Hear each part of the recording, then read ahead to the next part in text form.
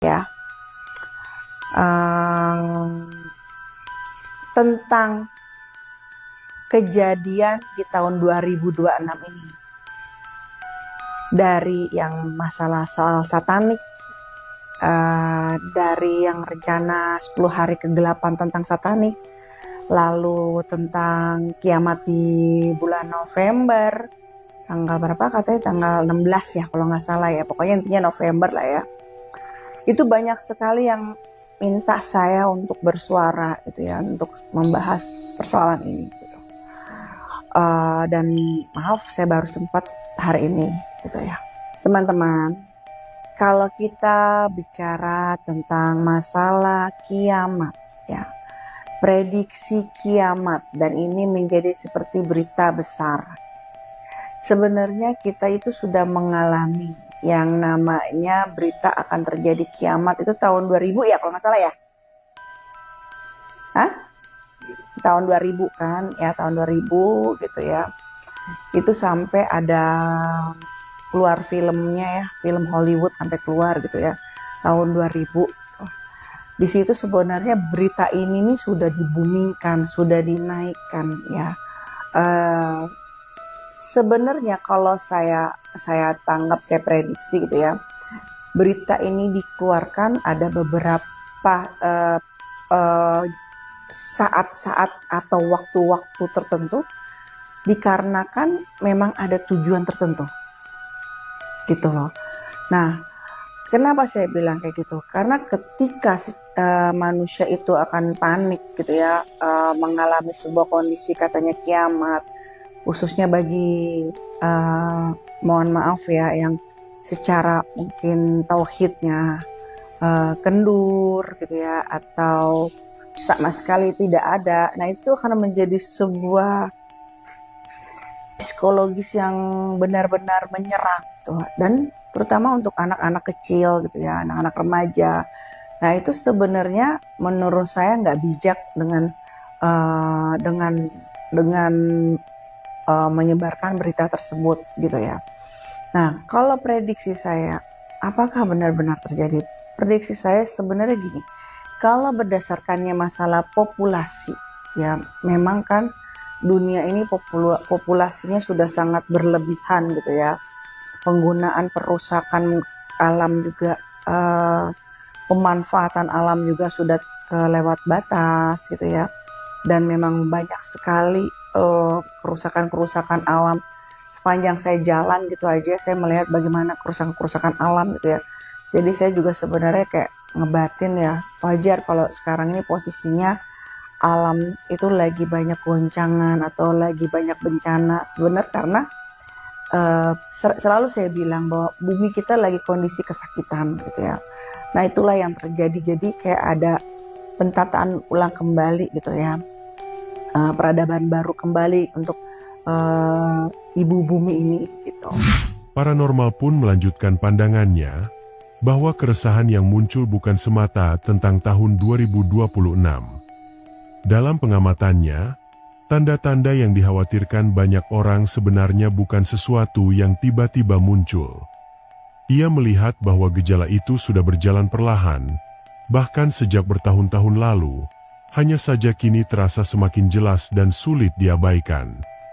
Ia menggambarkan kondisi bumi saat ini seperti sedang mengalami pembaruan ulang, layaknya sistem yang terus dipaksa bekerja tanpa henti, hingga akhirnya harus menata ulang dirinya sendiri. Nah, kalau karena masalah alasannya karena populasi, terus akhirnya menyebabkan kerusakan alam, lalu berlanjutnya akan susahnya bahan-bahan makanan gitu ya, sumber daya alam gitu kan. Itu sebenarnya tidak perlu tahun 2026, tidak perlu bulan November, tidak perlu tanggal 16, itu sudah terjadi. Beberapa tahun ini sudah terjadi, 10 tahun ini sudah terjadi gitu. Nah, itulah yang akan berakibat adanya bencana gitu. Jadi bumi itu kayak ngupdate ulang gitu. Kalau handphone tuh kayak, kalau itu tuh di apa ya, di update ulang lah, intinya seperti itu.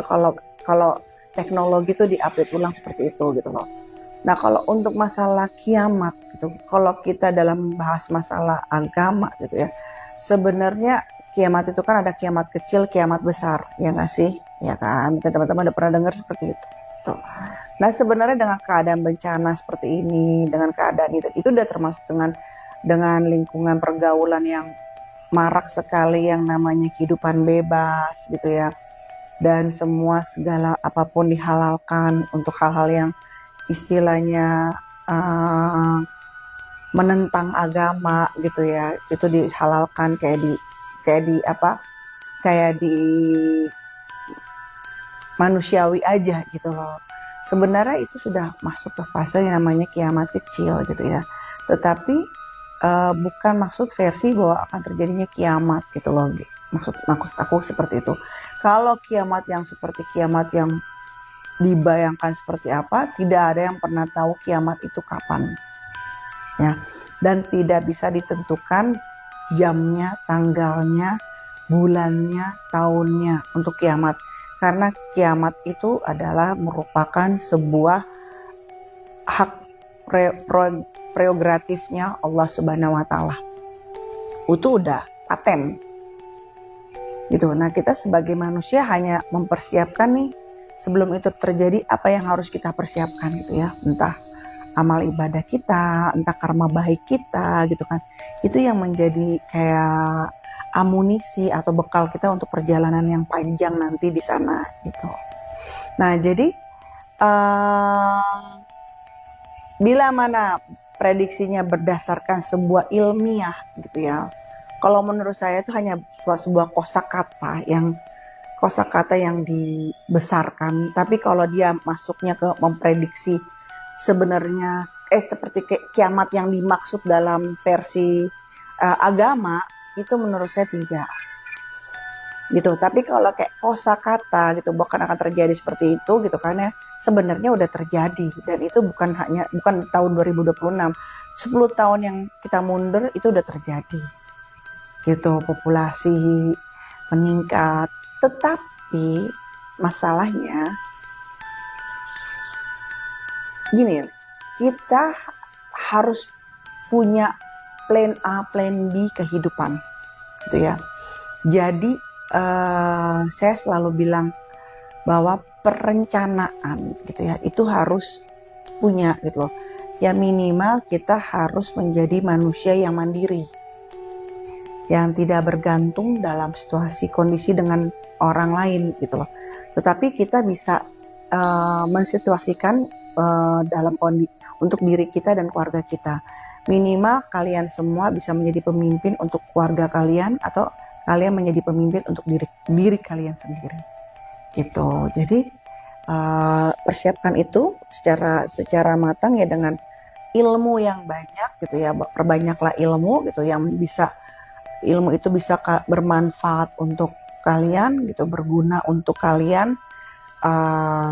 Jadikan itu sebuah hal kebaikan gitu loh.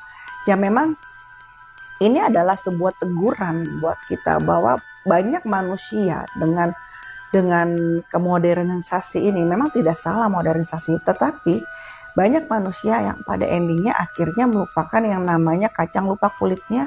Maksudnya adalah melupakan yang namanya sejarah itu sendiri.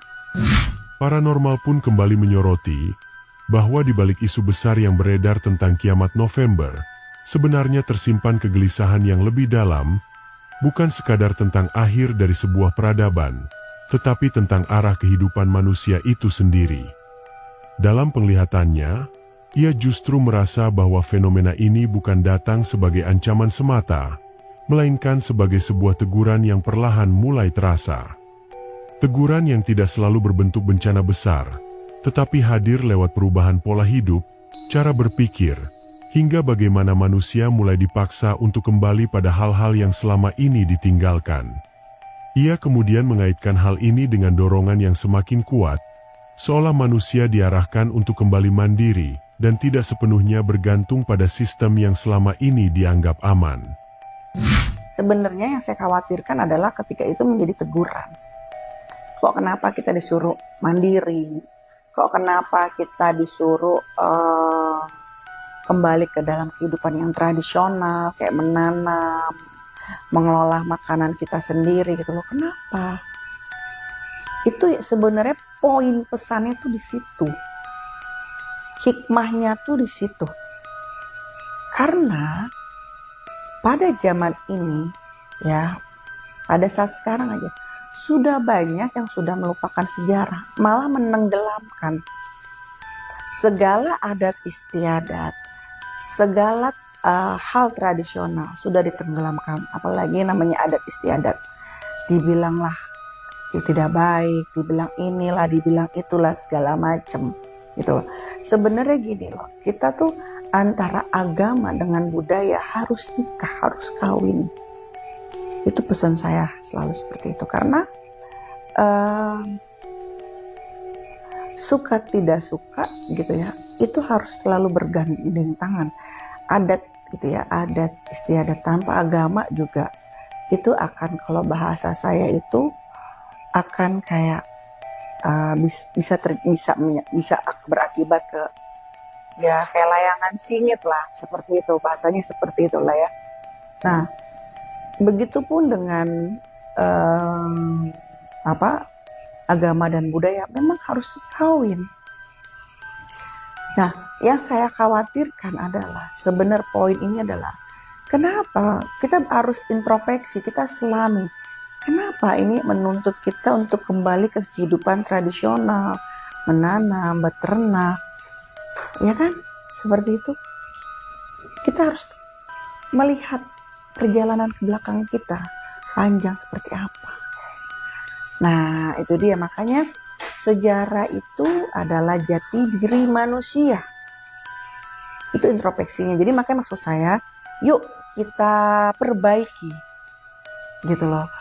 Yang segala adat istiadat kita harus dirikan lagi, kita hormatin. Ya memang itu sudah ada dari zaman kita tarik ke belakang pun udah ada, dan tidak salah. Ada hukum terbentuk dari adat istiadat, itu ada. Makanya juga pelajaran hukum ada hukum adat. Gitu loh. Jadi bahwa yang tidak semuanya namanya adat istiadat itu membawa keburukan buat diri manusia. Secara the real fakta kehidupannya bahwa dari hasil budaya itu bisa menciptakan sebuah hukum gitu ya. Nah, itu maksud saya, kita ambil hikmahnya aja. Omongan yang November ini akan kiamat tanggal 16 ya kalau nggak salah, kita ambil hikmah. Kenapa semua berita itu mengajak kita kepada kehidupan tradisional? Kenapa semua berita itu mengajak kita ke dalam kehidupan sejarah? Poinnya yang harus kita temukan apa? Jadi bukan kita sambut dengan euforia ketakutan atau euforia kekhawatiran yang berlebih, tapi pesan moralnya apa? Gitu, yang harus kita petik gitu loh. Jadi kalau menurut saya, kalau dia bicara kiamatnya adalah versi kiamat seperti kiamat agama, itu saya nyatakan no.